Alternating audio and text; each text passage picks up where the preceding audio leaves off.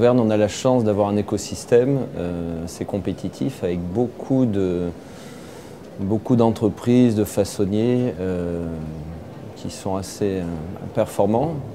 Certains exemples, je donnerai certains façonniers, le groupe Excel Vision, qui est en Ardèche, qui est dans la grande région, le groupe Unitaire qui est à Ghana, donc des façonniers d'excellence en ophtalmologie, également des sous-traitants performants en microbiologie, par exemple.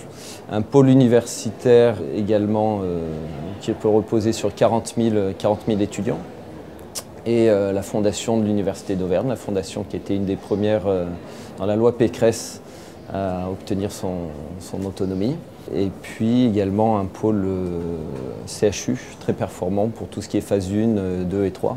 Donc c'est vrai que Théa peut se reposer sur un tissu d'entreprises, de façonniers, de sous-traitants ou pôle CHU universitaire assez performant.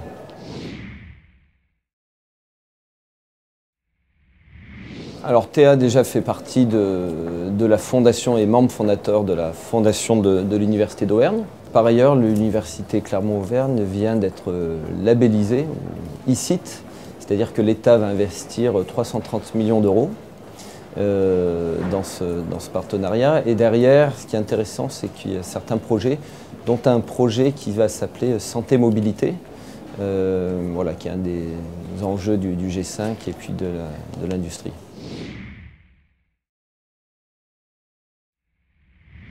Pour avoir des entreprises performantes, il faut des transports performants, donc aussi bien au niveau ferroviaire que des liaisons aériennes. Et dans ce cadre, une association a été créée qui s'appelle Objectif Capital, dont l'objectif est de mettre en avant et essayer de redynamiser un peu ces liaisons entre Clermont, Paris, Lyon et les capitales européennes.